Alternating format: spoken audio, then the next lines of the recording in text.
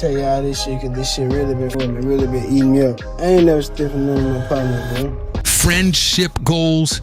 Nah, this was trap loyalty on steroids, before the headlines, before the shade. So I holler at my brother about when he come home type. This some, you know, some in-house shit. Okay, now why would people think that you had taken $70K from NBA Youngboy? Shit, he had said in the song. NBA Youngboy and BBG Baby Joe were Baton Rouge's dynamic duo, brothers in every sense but blood.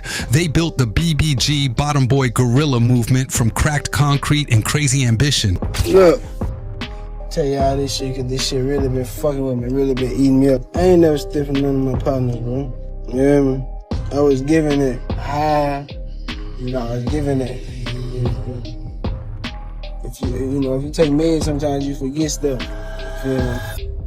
In studio basements and borrowed studios, they weren't just chasing dreams, they were building an empire out of chaos. Baby Joe wasn't some sidekick, he was the heartbeat behind the early BBG sound, raw, reckless, and real. Together they gave Baton Rouge a soundtrack of survival, but every empire has a crack, and this one started with a whisper, a rumor that $70,000 vanished faster than a smoke. So the NBA, are the neighbors nice out here? I had actually neighbor.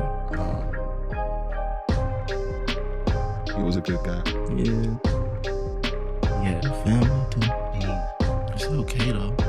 What inspired that? Really don't remember. Was there a moment specifically? Actually, yeah. Okay. He was supposed to pay me $2. I just want to be paid.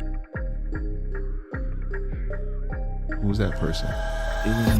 Cloud in a Youngboy verse. Never text your ex and never steal from a rapper. They'll put it in a song before they put it in a group chat. NBA Youngboy dropped the alleged theft like a grenade inside his own camp. You know, a whole lot of yeah shit, you hear me? Hey, look. We got to Vontae was eat all day. Oh, that BBG. Yeah, know what? NBA BBG. Play you die in the street. Die in the street. We're a gang. We gangling, not family, we gangling. You hear me? You never hear nobody say that but us. So I'm telling you, gonna take our shit. We're army. Instead of making a call, he made a banger. Fans caught on quick. The lyrics weren't metaphors, they were messages.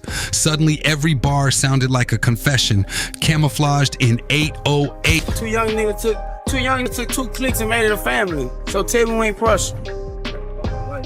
Tell me we ain't Prussian. 2 young took 2 clicks and made it a family. So tell me we ain't Prussian. He ain't took over this bitch. Rest in peace, dog. I bet you don't know how many sticks we got on us right now. Baby Joe, blindsided and boiling, clapped back, not with violence, but with denial, and a story that only made things messier. According to Joe, the cash wasn't stolen, it was gifted while Youngboy was zooted. Imagine being accused of theft because your superstar bro forgot his own generosity, suspense, betrayal, and bars, all rolled into one ugly remix of Brotherhood gone bad. Same trenches, different maps. Youngboy's camp doubled down. Joe did it. Joe fired back. I didn't. Check this out.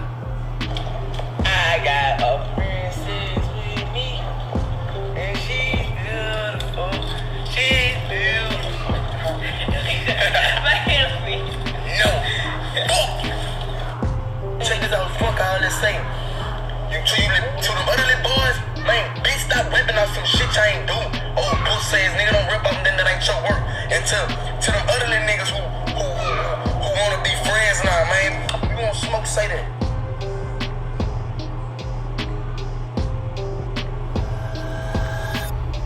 The internet, it had popcorn ready. On one side, Youngboy's fans crowned him the victim of betrayal. On the other, Joe became a tragic figure. Loyal, but lost in the crossfire. What makes it cinematic is the silence between them. No calls, no reconciliation, just 2 men raised on loyalty, now weaponized by pride.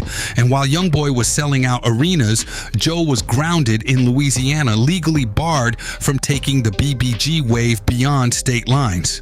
Look, tell y'all this shit, cause this shit really been fucking with me, really been eating me up. I ain't never stiffing none of my partners, bro. You hear me? I was giving it high.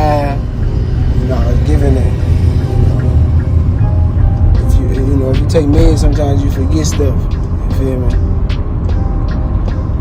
But like, I ain't no troll, and why I ain't never wanna do this shit. But like, it's kind of getting out of hand. I ain't never go in my mood like that. Too thorough, nigga, changed my life. You feel me? Like, and that shit be hurting my feelings. You feel what I'm saying? Like, that shit be getting to me. I don't really like that. Balance stung. One man flying private jets, the other stuck in the city that birthed them both. They say real gangsters don't cry, but pride does. For Baby Joe, being labeled a thief wasn't just bad PR, it was cultural suicide. In street code, thief hits harder than any diss track. Yet in a plot twist nobody saw coming, Joe didn't drag Youngboy through the mud. Instead, he kept showing love, reposting his wins, shouting him out, staying solid in public even when the private pain was loud. It's Heartbreak Hood Edition, Betrayal, but with a mixtape soundtrack. Deep down, I counted $2.5 million in the house, y'all. 2.5 million cash money. Cash money, me and Days, cash money. You think I still 70,000? I'm finna throw this plate away and walk back and see what y'all say. $2.5 million. If you steal $1, you still gonna be a thief. $2.5 million I counted. So I only took 70. Y'all think of that and make that make sense to me, brother. I'm finna go dump this plate. Joe still hopes for that reunion track, the one where forgiveness hits harder than any beat drop.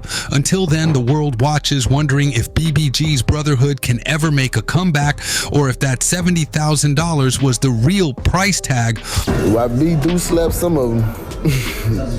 But it's the simple fact that he the boss, so it's like, nigga cannot touch him. Like, don't matter if you won't touch him. I ain't gonna let you touch him. Nobody wrong. Gonna let none of the real members gonna let you even touch him. So it's like, they go get their ass slapped. Or whatever will happen. Nobody gonna touch him. On loyalty. Money changes people? Nah, it just unmasks who was faking all along. NBA Youngboy's rise was legendary. Billboard hits, viral chaos, and a fan base that treats him like a street prophet. But with every new check, the space between him and his day ones stretched further. Back in Baton Rouge, Baby Joe wasn't just watching his brother blow up. He was watching their dream get rebranded with someone else's name on it. The BBG brand they built from the dirt was now on Youngboy's tour merch. It was a situation that took place on social media.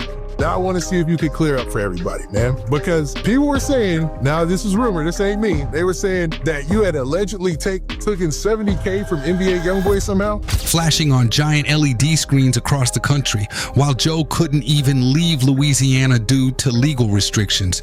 That's not just painful, that's poetic cruelty. Imagine your brother conquering the world with the dream you helped him build while you're stuck behind a parish line. The irony is colder than the diamonds in his chain. When news of the alleged $70,000 theft hit the web, social media didn't wait for facts. It went straight to court, judge, jury, and meme executioner. Within hours, timelines were on fire. Half the internet crowned Baby Joe a traitor. The other half painted him as a loyal brother. But I ain't no troll, and why I ain't never wanna do this shit.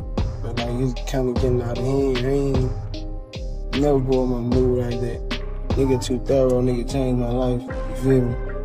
Like, and that shit be hurting my feelings. You feel what I'm saying? Like, that shit be getting to me. I don't really like this. Yeah, stop playing me, your hating ass, bitch ass nigga. You niggas hating on me. You hoes, man. I don't pay attention to no nigga. Wrongfully accused. Hashtags flew, YouTube detectives posted 30-minute exposés, and TikTok edits popped up with dramatic slow-mos of Youngboy looking betrayed under flashing captions like, when your day one turns day none. It wasn't beef anymore, and it was content. Fans broke down lyrics like they were decoding ancient scripture, hunting for hidden clues in every Youngboy bar. Some claimed the stolen money line was literal, others argued it was metaphorical, a symbol of emotional betrayal rather wrapped in a flex. But here's the wild twist. Maybe both were right. Maybe it was never about cash. Maybe it was about control, trust, and the shift that happens when one friend becomes a superstar and the other gets left behind. In this game, loyalty is the hardest currency to keep. NBA Youngboy built a kingdom, but at what cost? Baby Joe lost a friend, but gained something rarer, dignity in the face of public betrayal. Because in Baton Rouge, forgiveness might just be the next hit waiting to drop.